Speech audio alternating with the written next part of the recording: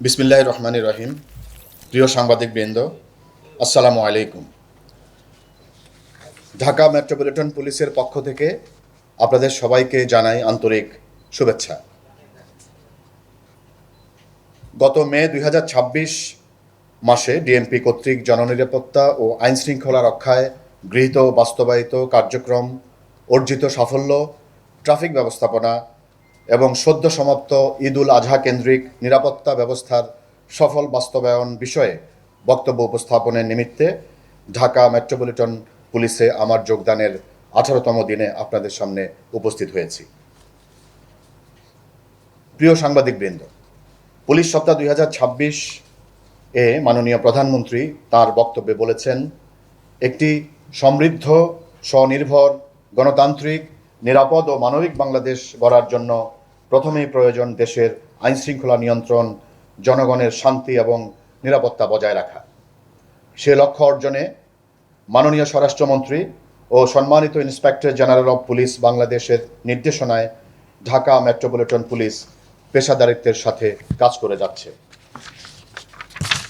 মহান আল্লাহর নিকট শুকরিয়া জ্ঞাপন করছি যে আপনাদের সকলের সহযোগিতায় পবিত্র ঈদ উল আজহার ছুটিকালীন সময়ে ঢাকা মহানগরে বড় ধরনের কোনো দুর্ঘটনা, নাশকতা কিংবা সন্ত্রাসী কর্মকাণ্ড ছাড়াই আইন শৃঙ্খলা পরিস্থিতি স্থিতিশীল ছিল। পশুরহাট, bus, launch terminal, rail station, shopping mall, আর্থিক ও বাণিজ্যিক প্রতিষ্ঠান ও এলাকায় ঈদের জামাত স্থল, বাসস্থান এবং ফাঁকা বাসাবাড়ির নিরাপত্তা নিশ্চিতে ডিএমপির সকল ইউনিট সমন্বিতভাবে কাজ করেছে। এক্ষেত্রে সর্বাত্মক সহযোগিতার জন্য আমি ঢাকা মহানগরবাসী, গণমাধ্যম কর্মী এবং ডিএমপির সকল সদস্যকে আন্তরিক ধন্যবাদ জানাই।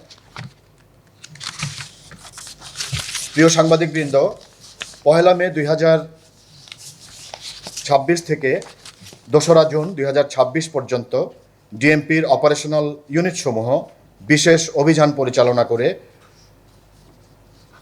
658 জন চাঁদাবাজ, 971 জন ছিনতাইকারী, সন্ত্রাসী, দস্যু এবং 1215 জন মাদক কারবারি সহ সর্বমোট 2844 জনকে গ্রেফতার করে।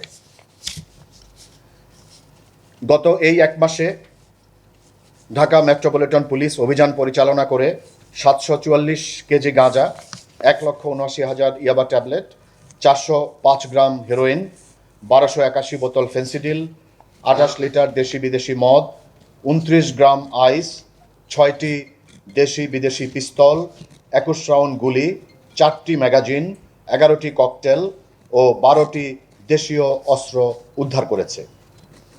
অনলাইন জুয়া, সাইবার প্রতারণা ও অবৈধ ডিজিটাল আর্থিক লেনদেন চক্রের 6 জন বিদেশি নাগরিক তথা চীনা নাগরিক সহ মোট 9 জনকে গ্রেপ্তার করেছে।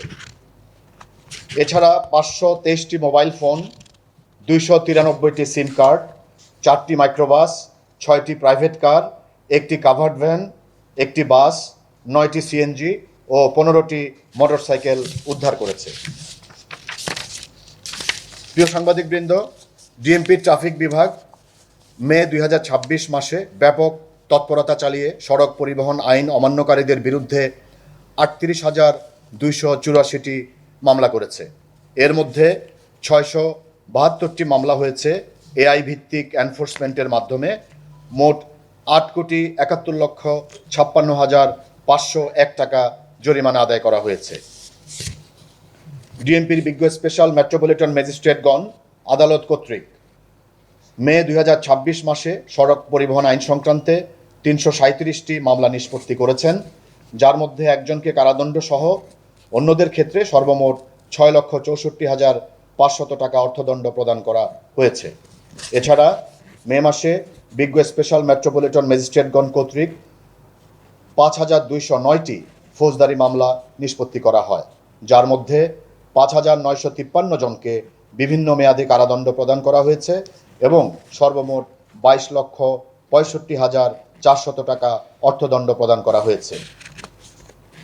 প্রিয় সাংবাদিকবৃন্দ, ঈদের ছুটিতে অর্থাৎ 25 মে থেকে 31 মে পর্যন্ত প্রায় জনশূন্য রাজধানীর নিরাপত্তা বজায় রাখতে এবং অপরাধমূলক কর্মকাণ্ড নিয়ন্ত্রণে ঢাকা মেট্রোপলিটন পুলিশ কর্তৃক বর্ধিত টহল, গুরুত্বপূর্ণ পয়েন্টে চেকপোস্ট, অপরাধপ্রবণ এলাকায় বিশেষ অভিযান, গোয়েন্দা নজরদারি এবং সিসিটিভি সহ প্রযুক্তিগত মনিটরিং অব্যাহত রাখা হয়, যার ফলে ঈদের ছুটিতে 7 দিনে 2.5 থেকে 3 কোটি মানুষের এই মেগাসিটিতে চাঞ্চল্যকর তেমন কোনো অপরাধ সংগঠিত হয়নি।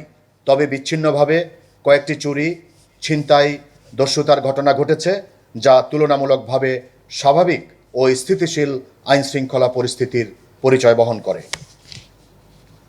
প্রিয় সাংবাদিকবৃন্দ, এই গত মে মাসে আমাদের কিছু আলোচিত ঘটনা এবং অগ্রগতি আমি এখন আপনাদের সামনে পেশ করছি। রাজধানীর পল্লবী থানার যে চাঞ্চল্যকর এবং আলোচিত শিশু রামিসা ধর্ষণ এবং হত্যাকাণ্ডের বিষয়ে আপনারা সবাই জানেন। 7 ঘন্টার মধ্যে আমরা আসামি গ্রেফতার করেছি এবং আসামি 164 ধারায় বিজ্ঞ আদালতে জবানবন্দি প্রদান করেছে এবং মামলা রুজু হওয়ার 6তম দিনে আমরা বিজ্ঞ আদালতে চার্জশিট দাখিল করেছি। আপনারা জানেন, বিজ্ঞ আদালত সাক্ষ্য প্রমাণ এবং শুনানি শেষে আগামী রোববার রায়ের দিন ধার্য করেছেন। মুগদা থানা এলাকায় সৌদি প্রবাসী মিস্টার মোকাররমকে নৃশংসভাবে হত্যার পর তার মরদেহ 8 টুকরা করার ঘটনার মূল পরিকল্পনাকারী এবং প্রধান আসামি তাসলিমা আক্তার ওরফে হাসনা সহ 4 জনকে আমরা গ্রেফতার করেছি। 2 জন আসামি বিজ্ঞ আদালতে 164 ধারায় জবানবন্দি প্রদান করেছে। যাত্রাবাড়ি এলাকায় মানসিক ভারসাম্যহীন এক নারীকে গণধর্ষণের পর হত্যার অভিযোগে দায়ের করা মামলায় 3 জন আসামিকে আমরা গ্রেফতার করেছি। এই এজাহার নামীয় 3 জন আসামি প্রত্যেকেই বিজ্ঞ আদালতে 164 ধারায় জবানবন্দি প্রদান করেছে। গত 14 মে ডেমরার রসুলনগর এলাকায় সংঘবদ্ধ ডাকাত ভিকটিম মোহাম্মদ আনোয়ার হোসেনের সাথে থাকা টাকা লুণ্ঠন করে চিটাগং রোডের মদনপুর এলাকায় ফেলে রেখে পালিয়ে যায়। উক্ত ঘটনায় ডেমরা থানা পুলিশ রহস্য উদ্ঘাটন সহ 4 জন আসামিকে গ্রেফতার করে এবং ডাকাতির ঘটনায় ব্যবহৃত একটি হায়েস মাইক্রোবাস ও একটি মোটরসাইকেল উদ্ধার করে। রাজধানীর উত্তরা পূর্ব থানা ও গাজীপুর মহানগর এলাকায় পৃথক অভিযান পরিচালনা করে 34 লাখ টাকা জাল টাকা তৈরির সরঞ্জামাদি সহ চোরাকারবারি দলের 3 সদস্যকে গ্রেফতার করা হয়েছে।